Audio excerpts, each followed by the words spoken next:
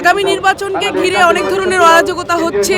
একটি গোষ্ঠী চায় না যে নির্বাচন হোক এবং সেটি বানচাল করার জন্য তারা যতটুকু যা যা করার দরকার করছে।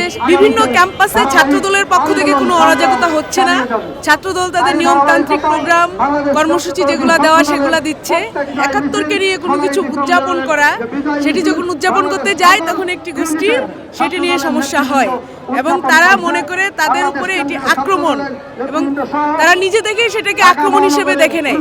তো সেই ক্ষেত্রে ছাত্রদলের তো কিছু করার নেই, ছাত্রদল তাদের প্রোগ্রাম করবে এবং ছাত্রদলের যেসব আয়োজন থাকে সেই সব আয়োজনে বাধাবিঘ্নের যদি সৃষ্টি হয় তাহলে ছাত্রদল সেটার প্রতিক্রিয়া জানাবে। গোলাম আজমের মতো একজন রাজাকারকে তারা বলেছে যে স্বাধীনতা যুদ্ধের, আমি যতটুকু শুনেছি স্বাধীনতা যুদ্ধের একজন প্রতিকৃতি হিসেবে তাকে দেখিয়েছে, সূর্য সন্তান হিসেবে আখ্যায়িত করেছে। ছাত্রদল, জাতীয়তাবাদী ছাত্রদল মুক্তিযুদ্ধের স্পিরিটকে ধারণ করে আমরা শহীদ রাষ্ট্রপতি জিয়াউর রহমান স্বাধীনতার ঘোষক, আমরা বরাবর স্বাধীনতা, মুক্তিযুদ্ধ এবং এই সাম্য মানবিক মুক্তিযুদ্ধের যেসব চেতনা, সাম্য মানবিক মর্যাদার বাংলাদেশ গড়তে চেয়েছি।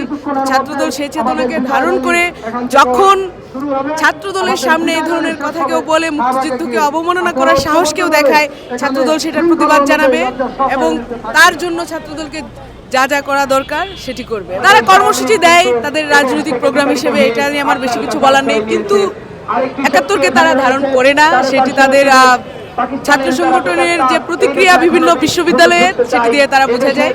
শুধু মানুষকে আই ওয়াশ করানোর জন্য তারা কিছু প্রোগ্রাম দেয়। আগামী নির্বাচনকে ঘিরে অনেক ধরনের অরাজকতা হচ্ছে।